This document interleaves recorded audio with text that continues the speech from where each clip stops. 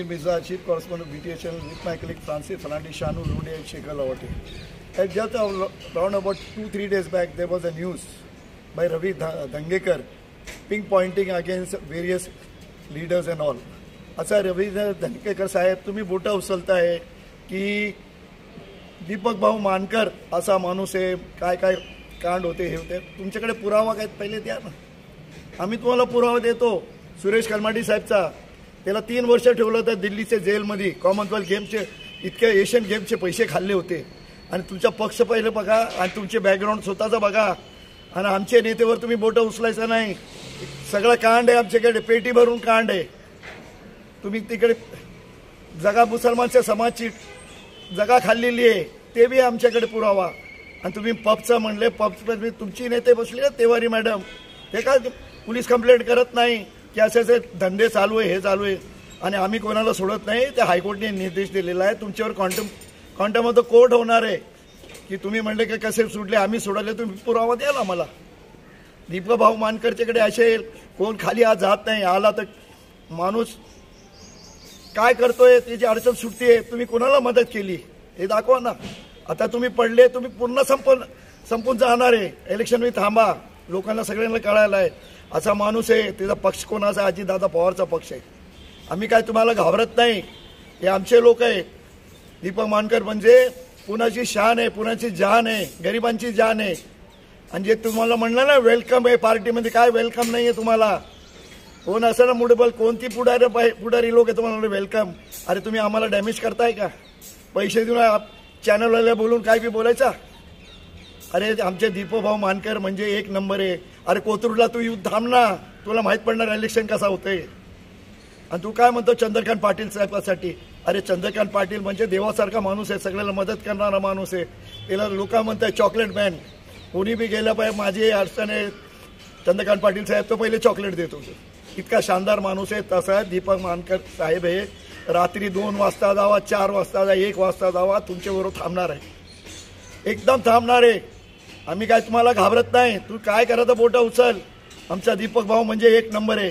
कोणाच्या लफडेमध्ये काय नाही आहे. लोकांना काय अफवा उडायची पडलेली आहे की दीपक मानकर असं आहे तसं आहे. आणि जे डबा वाटलेले तुझ्याकडे तुला इन्फॉर्मेशन देत आहे ना, आमच्या पक्षाचे कोणते आहे मुठभर लोक, ते घाबरत आहे. आज इतका मोठा पक्ष झाला आहे पुणेमध्ये, आणि किती आमदार आम्ही निवडून दिले.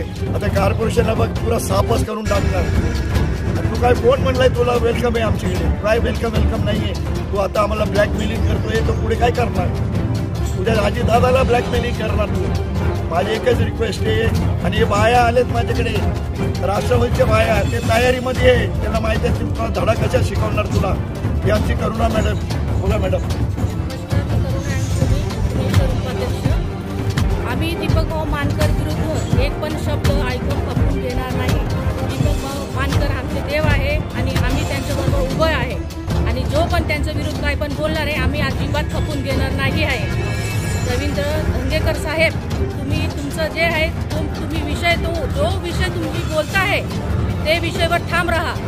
जो विषय तुम्ही बोलताय ते वेगळं ठेवलं तुम्ही, आणि आमच्या दीपक भाऊ मानकरवर बोटं उचलता तुम्ही अजिबात असं करत तर तुमची हे नाही आहे. तुम्ही अजिबात आम्ही खपून घेणार नाही, हे तुम्ही लक्षात ठेवा.